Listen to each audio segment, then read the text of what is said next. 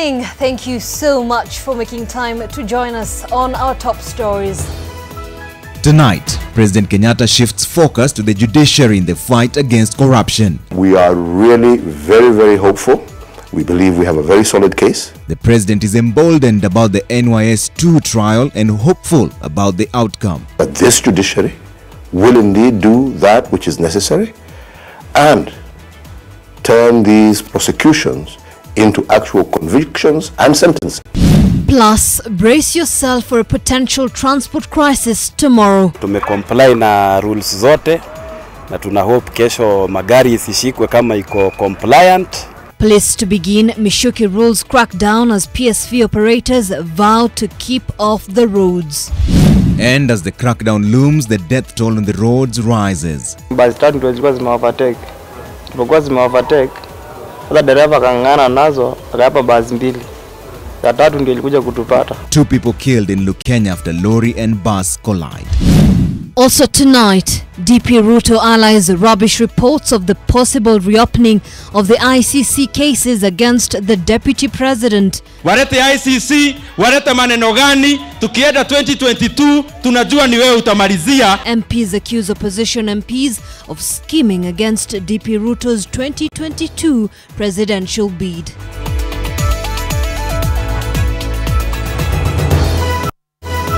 NTV Weekend Edition with Trevor Ombija and Zeynab Ismail.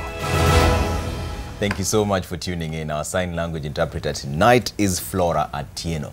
Now, President Uhuru Kenyatta is expressing great confidence in the new war against graft as championed by the Director of Public Prosecutions, Noordin Haji. Speaking on the second National Youth Service case on France 24, President Kenyatta was optimistic that the persons accused of fraudulently acquiring 227 million shillings for goods not delivered will be successfully prosecuted. The onus now for turning the tide in the war on graft, President Kenyatta says, rests with the judiciary. The trial of the 37 accused, who include his former youth PS Lilian Omolo, began 1 working week ago. Hello and welcome to this exclusive interview. In an interview with France 24, President Uhuru Kenyatta has expressed optimism that the anti-graft measures put in place in his second term will yield a positive result. A number of cases, especially the one that's current.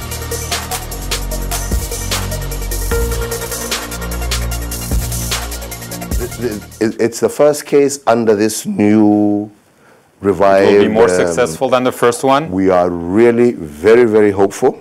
We believe we have a very solid case. We believe that we have done all the necessary investigations.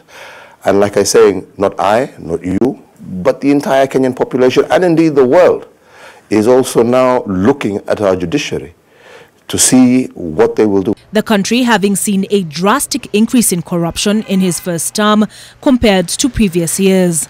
Statistics from the Ethics and Anti-Corruption Commission and presented in court by the executive itself attest to this grim reality.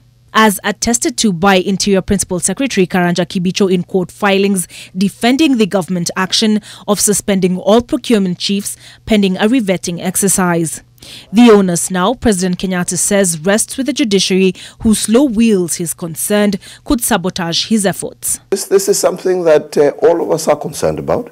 Right. But we believe we have an independent, capable judiciary, and many Kenyans have placed their hopes that this judiciary will indeed do that which is necessary and turn these prosecutions into actual convictions and sentencing.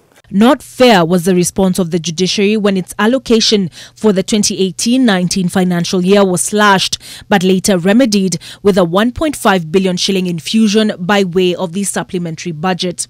It's not the first time the state is prosecuting an accounting officer in charge of the National Youth Service for graft. In March this year, former PS Mangiti and 22 others were acquitted for want of evidence. 2022. Kenya's debt to China also came up in the France 24 interview, having also come up in his preceding interview with CNN's Richard Quest, as did the question of a third term and his legacy as relates to the 2022 succession. I'm very excited, by the way, in the manner in which we are coming together as leaders and as a people to deal with those issues. And I am very hopeful that come 2022, we should, with the kind of effort that we're putting behind this, be able to enter into an election cycle that is not, that will not be violent. Let me put it that way.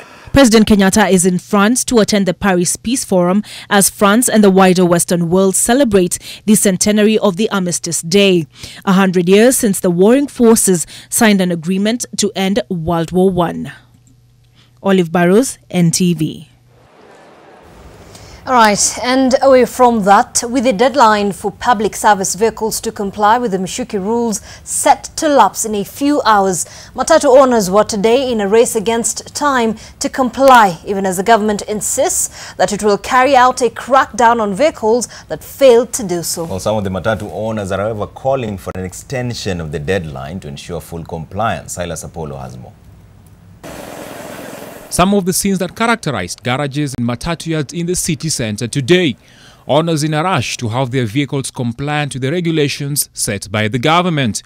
The task today was to fit in safety belts in the matatus, remove paint and tint on the windows and doors, otherwise known as graffiti, as well as install speed governors. Those who spoke to NTV say they hope to have met the deadline come tomorrow to avoid a collision with the government and even avoid a possible shutdown of the public transport system. Those doing the installations and the paint jobs are making a harvest. Biashara imekuwa booming kabisa na watu wamecomply wamekubali cause tunaelekea festivities watu wa comply. Tumecomply na rules zote na tuna hope kesho magari isishikwe kama iko compliant. Kazi imeendelea kwa usalama na utaratibu, lakini parking hatuna sababu gari ni mingi sana. Gari zinakuja kwa rangi. With just few hours to the lapse of the deadline set by the government, most matatu operators say they're in a race to meet the deadlines, but with the rider calling for more time. The rush comes barely a day after the Federation of Public Transport sector warned of a closure of the public transport to allow members comply with the rules. But elsewhere in Samburu, the Inspector General of Police, Joseph Boynet, remained adamant on the deadline, promising tough action for non-compliance. Ifika Jumatatu kama unafanya kazi ya PSV na gari yako haiko sawa sawa, tafuta kitu kingine ya kufanya, sababu hatutakubali gari ambayo haina mambo yote ambayo sheria ina demand lazima iwe nayo. The government says that the reintroduction of the rules is to restore sanity on the roads and reduce the ever-increasing cases of road accidents. Interior Cabinet Secretary Fred Matiang'i has said that the clampdown will be continuous and not like previous instances where laxity on the part of law enforcers encouraged matatu owners and crew to flout rules. Some leaders have, however, asked the government to go slow on the matatus and blame the police for sleeping on the job despite the laws being in existence. Niko against ile harassment ya vijana wetu wale wanafanya kazi kwa zile sheria ambazo hazizuii accident zifanyike. Mimi nakumbuka rais wetu akipeana ruhusa matatu ziwekwe graffiti. Na akasema hizo kuweka graffiti inasaidia vijana wetu wanapata kitu kwa ile kazi wanafanya, na ile shida kubwa tuko nayo hapa Kenya sasa hii ni unemployment ya vijana wetu. Silas Apollo, NTV. So as the crackdown is looming, 2 people have died in a fatal accident along Nairobi-Mombasa Road in Athi River, that's in Machakos County. According to reports, the duo died on the spot at Lukenya area at around 1:30 Sunday morning. The accident involved a lorry with registration number KCG 048Y and a bus belonging to Mash Power Company with registration number KCJ 399. It is reported that the lorry was headed for Nairobi and on reaching the location of the accident, overtook a fleet of motor vehicles and collided head-on with a Mombasa-bound bus. 2 people died on the spot while 11 others sustained injuries. Some of the injured were taken to Shalom Community Hospital in Athi River, while others were taken to Machakos Level 5 Hospital. Basi tatu ndio zilikuwa zimeovertake. Tulipokuwa zimeovertake, sasa dereva kang'ang'ana nazo akaipa basi mbili. Ya tatu ndio ilikuja kutupata. We received 2 ladies, one of the ladies and a child. The child was okay, but the 2 ladies had soft tissue injuries. We treated them, and because the accident was between a bus I think belonging to Marsh, and a lorry. The ladies were, the Marsh people came for the two ladies. But from the lorry, we had a driver, and we had two guys. I think one is saying is a tan boy and a lady. The driver was treated, and he went to record statements with the traffic. He's not yet back, but he was not that injured. I think it was only a soft tissue injury. The bodies of the two were taken to Shalom Community Hospital mortuary awaiting post-mortem. Both motor vehicles have been towed to Athi River Police Station yard awaiting inspection. This comes at a time the government has resorted to bring back the Michuki rules, which helped restore sanity on Kenyan roads, with the matatu sector threatening to strike starting tomorrow in protest against the traffic guidelines they are required to comply with. Nur Abdulaziz, NTV. Quite unfortunate incident there. Now, but away from that, the government has promised jobs to families of the 42 police officers who were killed in Baragoy in 2012. Interior Chief Administrative Secretary Patrick Olentutu said that the families of the slain officers will be given priority in the next police recruitment. Olentutu was speaking during a remembrance service of the officers, which was also attended by the Inspector General of Police, Joseph Boynet. The IG promised the government's commitment to getting to the bottom of what happened during the ambush that killed the officers to prevent future incidents. The 42 were killed in an ambush by bandits in Samburu.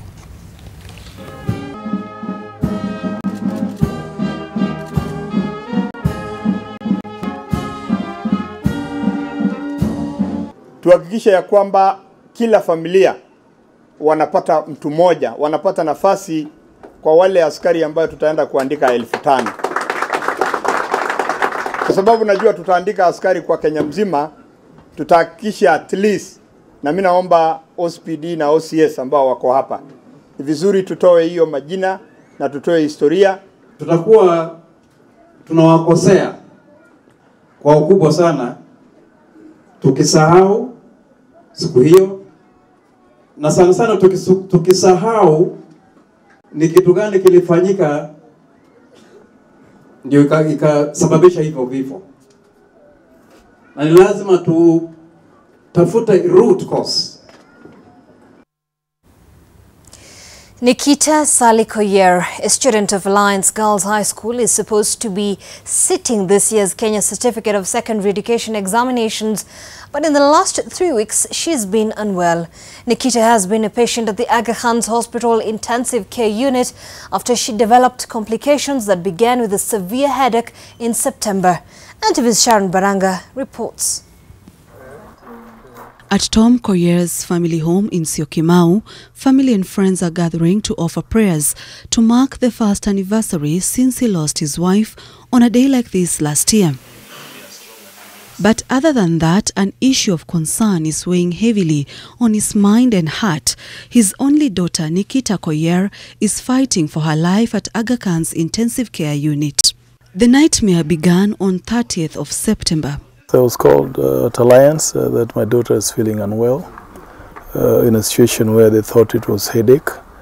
So I went there and then I took her to Karen Hospital where she was observed and given some injection just to cool her down in terms of the pressure with some medicine which was to be taken overnight. However, that 30th night she was not able to sleep the whole night. But even with the medication, Nikita's health continued to deteriorate, and since the 16th of October, she has been a patient at the ICU.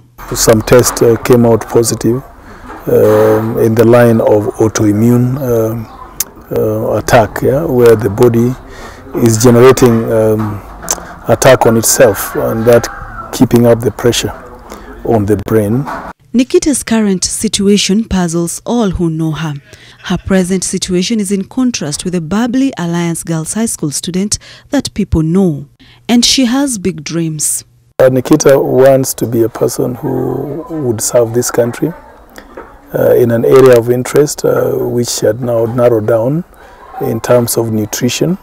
As of now, Nikita's hospital bill has shot to over 8 million shillings. It is going with an average bill of about 200,000 per day in view of the medicine that is being used as well as the procedures. Sharon Baranga, NTV. For a long time, the women desk. Well, we certainly wish Nikita a quick recovery. Away from that, fishermen in Tana River County have lamented uncontrolled fishing by large-scale fishermen. They say the equipment used by the large-scale fishermen affects the environment and depletes fish both in the Tana River and Kenya's bit of the Indian Ocean. Charity Mwangi reports on the struggle of Kenyan fishermen whose docking marks the beginning of their challenge to find market for their harvest. The beautiful landscape of Tana River County oozes with potential. River Tana, the longest river in Kenya, drains its waters here and joins the Indian Ocean's rich fishing grounds. Here, the struggle local fishermen go through is just a part of everyday life. It is, however, worsened by large-scale fishermen whose fishing activities destroy the environment and deplete the river and ocean fish. Wanavunja nyumba za uzalishaji, lakini kwa sababu wanapewa ruhusa kwa kupitia tu serikali, basi tunabidi tunyamaze na inatendeka wanavyotaka. Wanachukua samaki wadogo wadogo alafu wanawabwaga huku, tayari wanaharibu mazingira. The thoughtless, if outright careless fishing has had an adverse effect on locals here, many of whom lack the resource capabilities of the large-scale fishing vessels. Most of these vessels are owned by foreigners with no links to Kenya. Vyombo vya kufikia kule deep sea ni vichache. Kwa hivyo huwa wanakuja hapa shallow water, samaki ambazo tunapata huwa haziwezi kukidhi haja sana. The fishermen take their challenges in stride.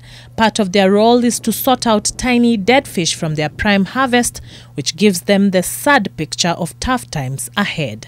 Yet, even the present holds little, if at all, any promise. Hours spent by locals toiling are not valued much by middlemen who purchase the harvest at drastically reduced prices, rendering the fishermen almost unable to meet their daily needs. Anatuambia huo masoko huko nje hakuna, sisi tunachukua tu kama kuwasaidia nyinyi. Wazazi wengine huwa wanashindwa. Mtoto akienda secondary huwa anakwama, kumuendeleza mbele hapati. Na akimaliza secondary kumpeleka university anashindwa. They are exploited because the focus has been to increase production only, but there is very little in terms of value addition of the product and linkages between production and the market. Their efforts to find a market for their harvest outside the county have been further frustrated by the fact that their goods are perishable and they are unable to get the fish to potential buyers in consumable condition. Kusafirisha kwake lobster ni gharama. Wahitaji ice na cooler box ambazo ni za hali ya juu. The women who engage in the trade here face familiar, if not dangerous, challenges. Tunapofika baharini, kina baba huwa anataka kututumia ngono kwa samaki. Ni lazima baba akupatie samaki alafu wewe ndio upate samaki. Sasa tayari hiyo inaathiri kina mama, watoto wetu kwa mambo ya HIV. The residents have also decried the poor state of security that continues to limit the productivity of the county. It will affect tourism. It affects transportation of fish from here. Fish is highly perishable. Devolution may have arrived in Tana River County, but only the national government can address some of the problems these Kenyans face. Charity Mwangi, NTV. All right, and from Tana River, we take a short break in NTV Weekend Edition. We'll be back with a lot more in just a bit. Don't go too far.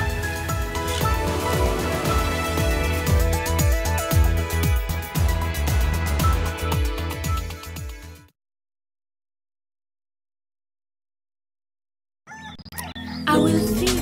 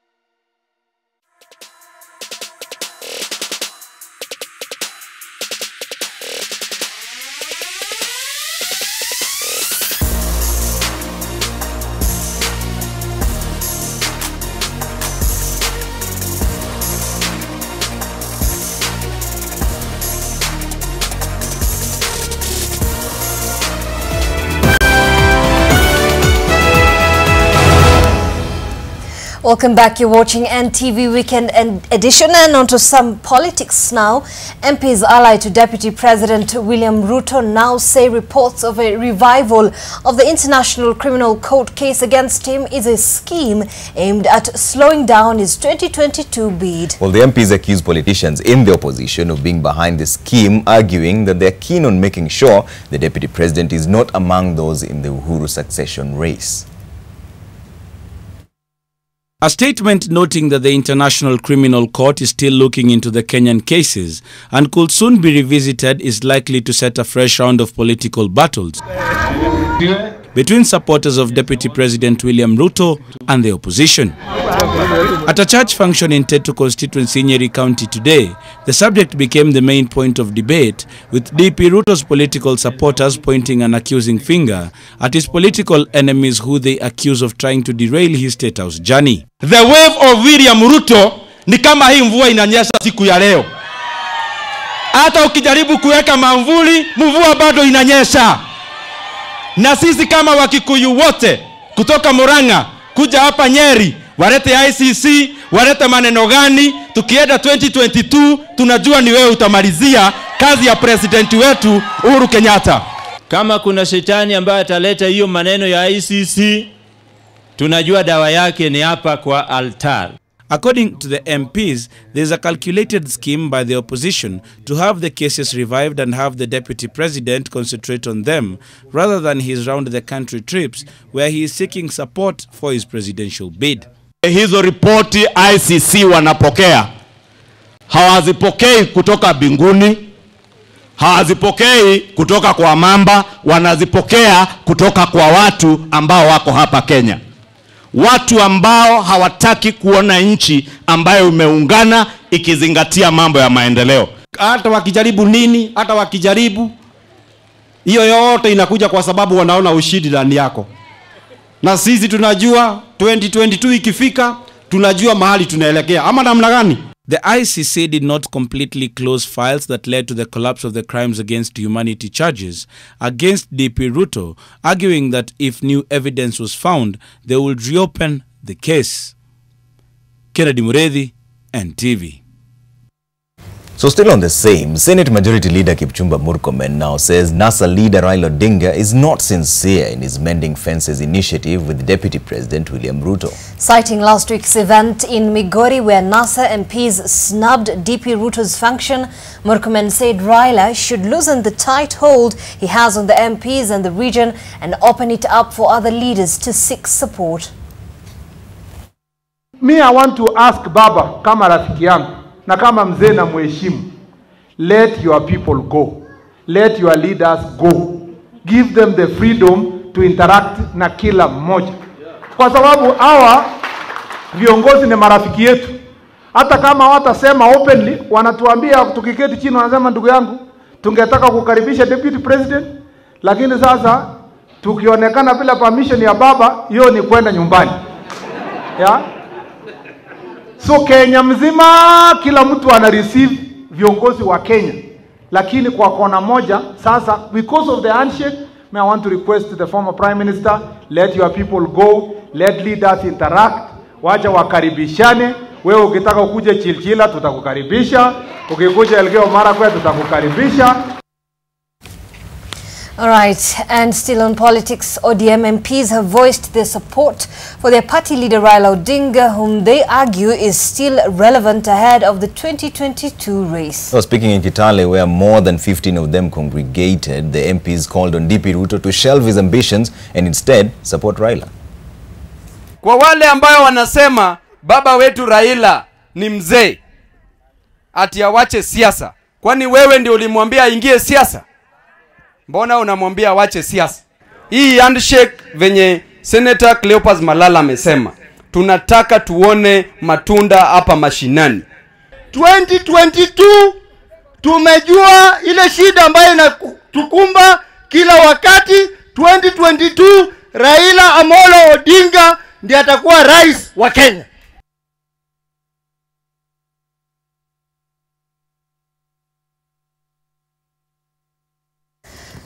All right, now NTV speaks with Martin Ngugi, living with disability but rising above the to paint a bright future. That is a story that we'll be following up for you.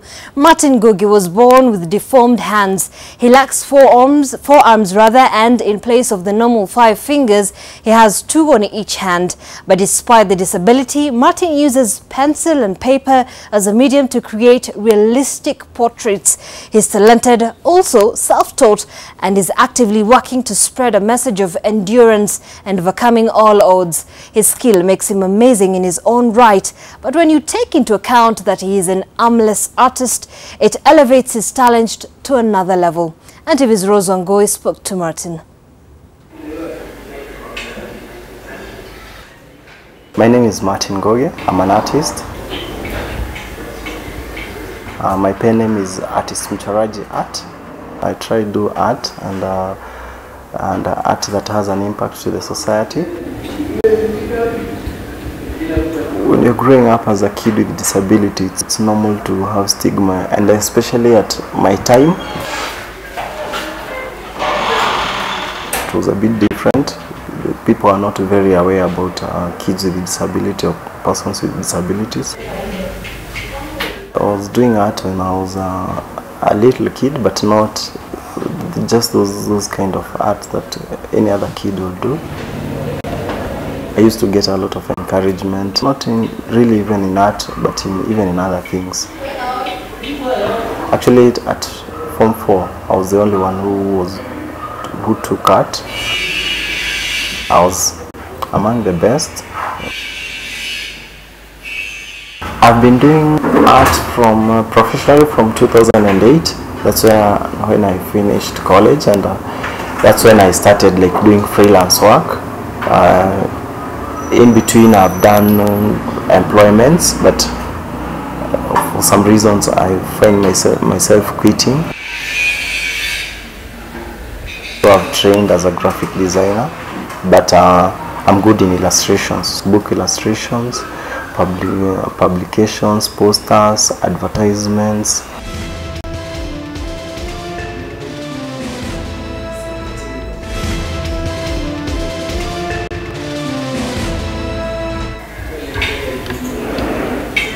When people see me do the stuff, that's when they believe it's me who've done those things, and I'm happy to see inspiring people.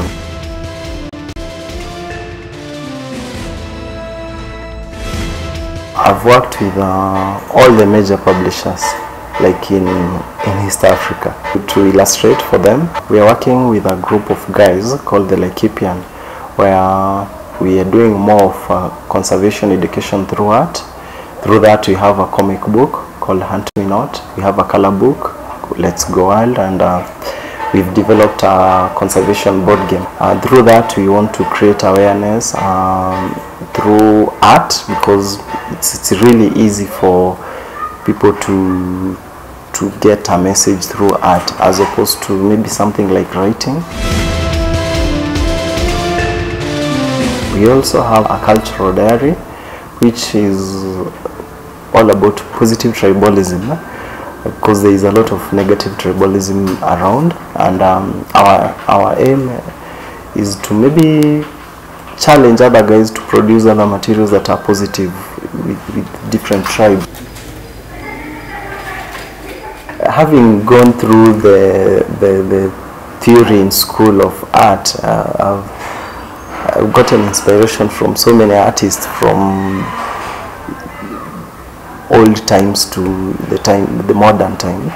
Everybody starts art as a passion, but later on you realize you need to make that passion a living, because right now everything around me revolves around art. When we're generating art for conservation, we usually visit, we've been into Mount Kenya, you'll see water intakes. We talk to the people in charge of those, so they give you ideas. At times you go to Google and see something interesting, and you think something creative and original from what you've seen, you get inspiration from there. Right now people have access to social media, you're able to see so many artists doing different things, so you get inspirations from so many other areas. And our day-to-day running like a market scene, a town scene. There are times when you do a client's work and you really don't want to part with it, besides being paid for it, and you feel like, and there are instances where you do an artwork and you don't feel like it's your standard, and you don't even want to sign your name on it. And once in a while you find yourself having to repaint the whole canvas.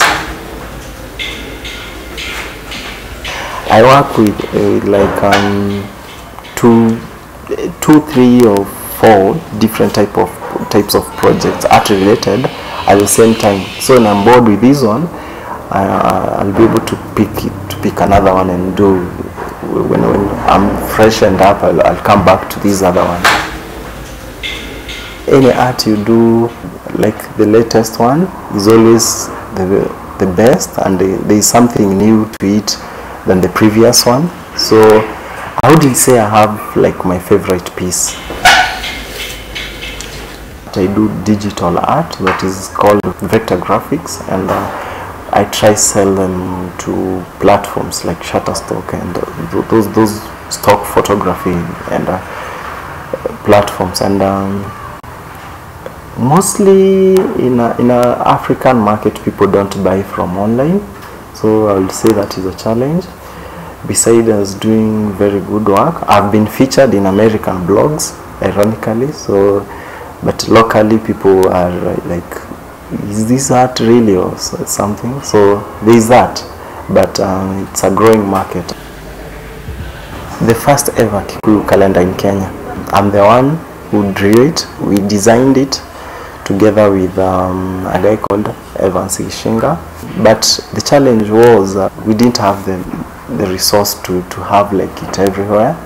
But in a span of like a week or 2 weeks after releasing our first calendar in the market, and everybody had it, and it's piracy for you. I copyright my stuff, but even you find it, even after copywriting it, people still reproduce it without your consent. Copyright laws are not very strong, so the penalty is not something that bars people not to do it.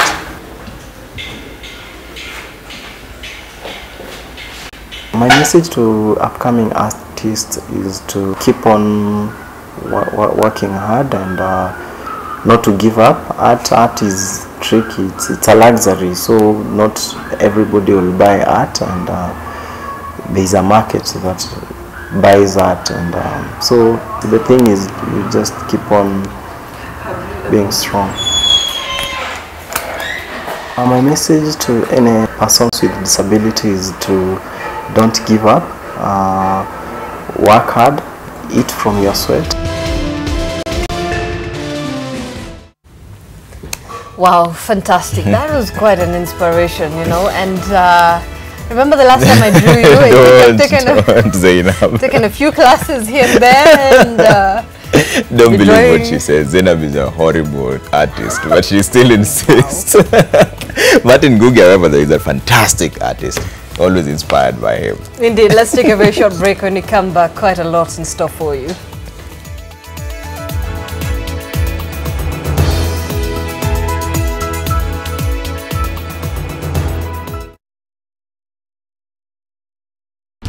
Join us as we celebrate the best entities in financial reporting 2018. This year,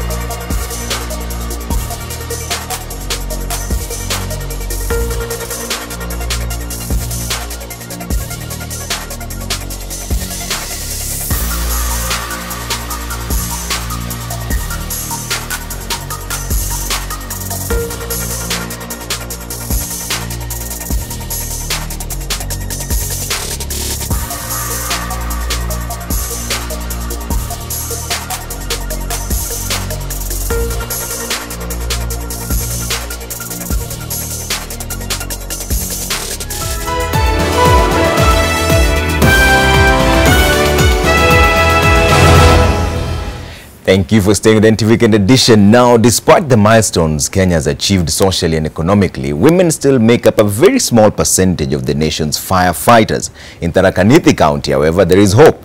A 29-year-old woman is defying the odds to become one of the few female firefighters. She's the only female firefighter in the county at the moment, igniting the hope that more women will take up the opportunity that is considered a rather male territory. She tells Zeynab Ismail her story and what drives her. The training to become a firefighter is intense and takes courage and a lot of dedication. For 29-year-old Terry Katha, the unexpected has become a lifelong passion. Not only is she a firefighter, but the only female one in the entire county of Tharaka Nithi. Nikiwa mdogo, nilikuwa natarajia kuwa mwalimu, but finally sikufaulu kuwa mwalimu. Now I'm a firefighter. When the Tharaka Nithi County organized the training for firefighters in the county, she jumped on the 3-month training opportunity and went on to complete her fire standards and snagged a position in the department. And the job has come with its own set of challenges. Tukua the night shift, there are only men, so naona ikinifinyilia sana, lakini najikaza tu. It's an exciting job, and when Terry talks about it, her enthusiasm shines through. While she's still learning the ropes, one thing she says she's never felt inferior about is her gender. Si kitu ya kawaida, natakanga ule mtu umejitolea, kutoka kwa moyo, umejitolea, kufanyia mwananchi kazi, ni ile kitu iko kwa damu. And her family, she says, supports her even with the irregular work schedule that is very demanding at times. I know I can work 24 hours day and night, so ile siku niko night shift huwa nimewaalert na waambia naweza itwa anytime, so they are aware. Nationwide, firefighting remains a male-dominated field, with female representation struggling to escape the single digits. There's been some push for more diversity, but progress is slow. Terry says her first year with the department is just the beginning of what she hopes will be a long, productive career, and hopes more women and young girls see firefighting as a viable career choice in future. Wenye wako nyumbani wasichana kama mimi, naweza waambia wasibague kazi. Kazi mahali imepatikana, mtu anafanya kazi. Hakuna kazi ya mwanaume saizi na ya wanawake. Kazi zote zinafanywa na kila mtu. Juu ile kazi mwanaume anaweza fanya, msichana anaweza fanya hata vizuri kuliko mwanaume. Being a firefighter takes a high level of fitness and strength, with the perception that most women do not possess the physical capability of handling this kind of job. The reality, however, is that most men can't do it either. It takes a certain kind of personality. And now that women are not being discriminated when applying for this job, female firefighters have now found a calling, and they are performing as competently as their male counterparts. Zeynab Ismail, NTV. That was a brilliant story by Zeynab. What really drives her, being the only firefighter in an entire county, though? You know, she says she used to help people within the community setting, but when the opportunity came up, she thought, why not do it in a wider scale and helping people, and the resources are actually there. I think that's a very interesting thing. And being the only woman, she was telling me, you pigatizi, and running all around because we were doing drills every morning. And the records are quite good, by the way. They always get to the side of the fire in seconds and put it out. It's quite amazing, I mean. So before that, we were talking about drawing and art. Nataka kuonesha kichwa ya Zeynab hapa. This is it, how it looks like. What? Hapa juu kuna NTV Weekend Edition, alafu gazeti, kuna kumbe, kuna Man U, they're losing now, she's very sore, that's why she doesn't even have jokes for us, and then upon mission NTV on the road. That's where she found the firefighter. Alright, I also have mine.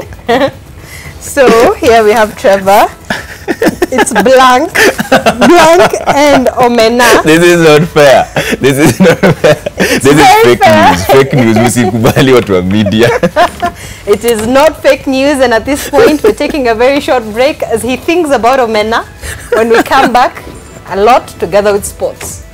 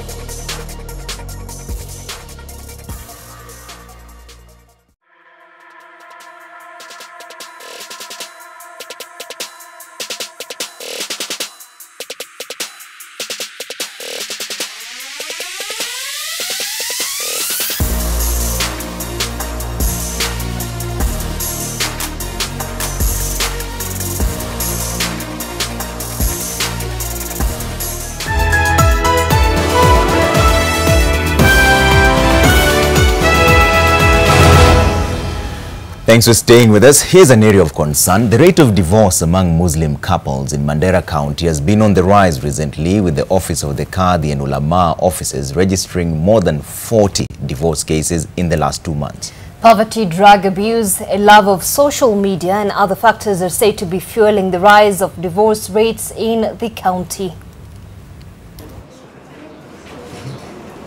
Halima Saadia is processing her divorce letter at the Mandera Qadi Court. She wants to put an end to what she described as an abusive 10 years in marriage. She is not the only one in the room. Newlywed girls, elderly women, elderly men and youth are in the line to apply for their divorce letter to the Qadi's court. They join growing list of families that are falling and breaking apart at a very supersonic speed in Mandera County. The Qadi courts and the Office of the Ulama have over the last 2 months registered more than 40 divorce cases in their offices. But that number could be higher since community elders also handle family issues at a lower level. Hapa ndipo mara nyingi wanakuja mahakamani. Wanakuja mahakamani kwa sababu mahakama iko na nguvu ya kuvunja ndoa pale itakapoona kwamba kuna sababu za msingi za kuvunja ndoa kama hii. According to the Qadi, there is a wide range of factors that explains why many families are finding it difficult to stay together longer as expected. Kwanza wanaume hawafuati mafunzo ya dini kwanza, na hawana busara na mafunzo muafaka ya kuweza kuishi na mabibi. Elders have a different view. They faulted the Qadi's court for simplifying the divorce process, and it is this they say that has caused a spike in divorce rate in the county. Qadi ambaye anakaa Mandera, ambaye ni kazi yake ni kudivorce tu wasichana, kwa hivyo hajengi nyumbani, wanafunja nyumba. Kwa hii Qadi arekebisha hiyo tabia, kwa sababu msichana kilalamishi aende nyumbani kwa jirani, mababa, ambaye wagoe maslaha. Parents provide different reasons, pointing to the lack of involvement of parents in many present-day marriages, with the current generation rejecting the old way of arranged traditional marriages. There is what is called social media love, which has eliminated the parental consideration of the marriage. The men here have a different opinion. They accuse women, particularly the educated elites, of not respecting their partners as ought to be, something women here agree with. They see the man should be the same equal with me. You are earning, I am earning. And what to do is that this house is ours. You must not be able to lead. If he tells me, let's come cook, leave work and all that, I may not do that. I'll just go to my work. And then we end up just disagreeing on everything. Ahmed Abdi, NTV Mandera. All right, let's now take a short break. When we come back, Brian Otwal is bringing you all the news making headlines in the sporting world.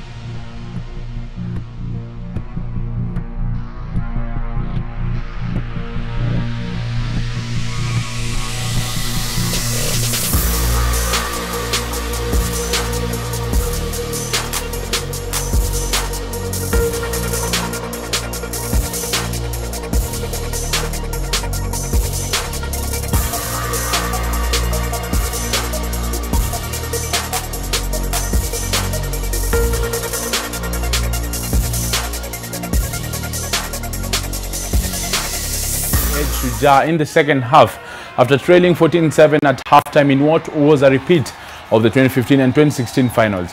Samurai lost to Shujaa during the 2016 final, just a year after they had beaten the Kenyans. Kenya Morans finished third after beating Spain 12-5, while Portugal won the plate after beating Homeboys 31-5. Shujaa will now continue preparation for the Dubai Sevens leg of the World Rugby Sevens series that kicks off in 2 weeks' time. And the national 15s rugby team had a poor start at the 2019 Rugby World Cup repechage, losing 65-19 to Canada. In the second game of the 4-team round-robin tournament, Germany beat Hong Kong 26-9. Kenya Simba's next match is against Hong Kong on Saturday, November 17th. The repechage winner will bag a ticket to the Japan 2019 World Cup and a slot in Pool B that has New Zealand, South Africa, Italy and Namibia. And Brazilian football legend Ronaldinho sat down with NTV's Aida Waringa for a candid chat that touched on Messi, Victor Wanyama and the training that made the 38-year-old a global superstar. Delighted to have World Cup winner and former Ballon d'Or winner Ronaldinho Gaucho here. Welcome to Kenya. Maybe we can start things off by you telling us about the endorsement and what you think, what you hope it will bring to the Kenyan youth. Very happy to have been invited by Betika to be the global ambassador of the brand. Very happy to be in Kenya, the first time. Looking forward to doing more things in Africa and visiting other countries. It's very important, this project with Betika is very important. He's very happy to have partnered with the brand, and he truly believes that grassroots and helping young kids is an important step towards reaching the goal. Tell us about your thoughts on African football generally. We know you've played with some of the greats from the continent, and after that you can tell us how you rate Kenyan football, if there's any Kenyan player internationally that you know of and what you think about them. No, I have plenty of friends, African friends, former footballers that I played with, so I know that the level is good. I know that they are very nice people. I have very good friends. I don't follow the league very often, but I know many players and I have a lot of friends in African football. Okay. Any thoughts on Tottenham Hotspur Kenyan player Victor Wanyama? Your rating of him? He's a very good player.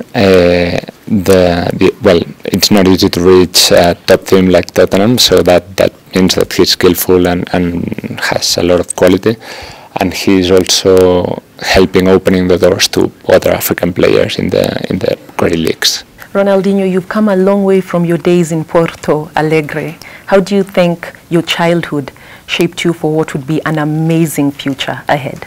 I come from a family of footballers. My father, my brother, my uncles were playing football. And in Brazil we used to be on the streets all the time playing football. Now times have changed and people are playing with computers, video games, phones, etc. But back then we were all the time on the street playing football, so that helped me a lot. And you've played in some of the toughest leagues across the world.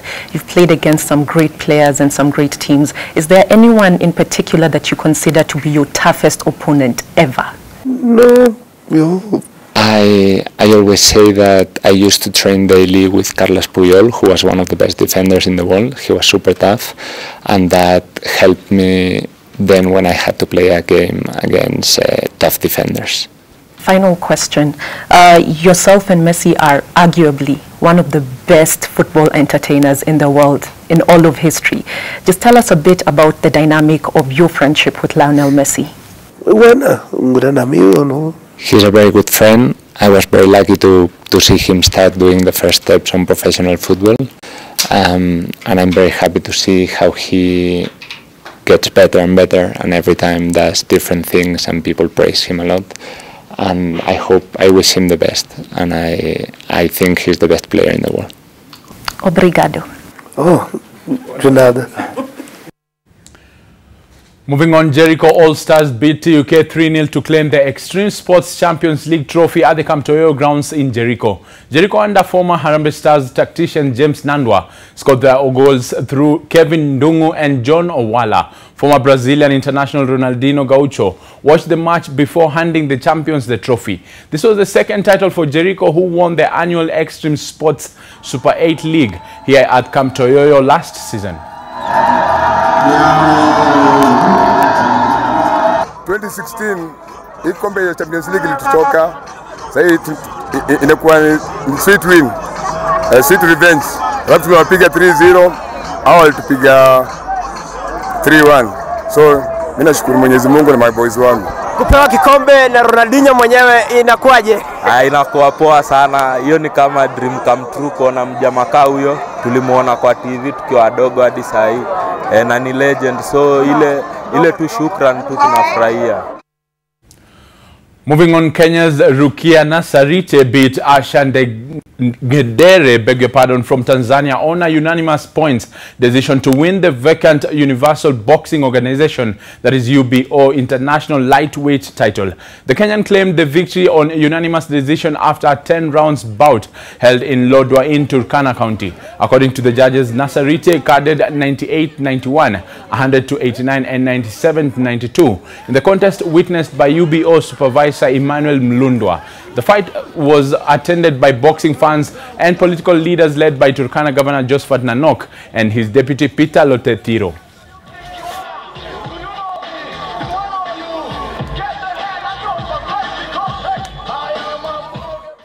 And from Turkana to Mombasa, Nyali Golf and Country Club lady golfer Pauline Gishara beat a record 252 golfers to emerge the overall winner of this year's KPA Golf Series and Grand Finale at the Par 71 Nyali course in Mombasa. The handicap 29 Gishara carded 40 points, made up of 18 points in the first 9 and 22 at the back 9. Taking the men's first prize was newcomer Daniel Ondenga, who posted 39 points. Also posting 40 points to claim the ladies' first prize was Mombasa Golf Club lady captain Mary Mariga. Niran Hirani, who got his handicap less than 2 months ago, claimed the junior title, while Clive Barnsley was the senior category winner.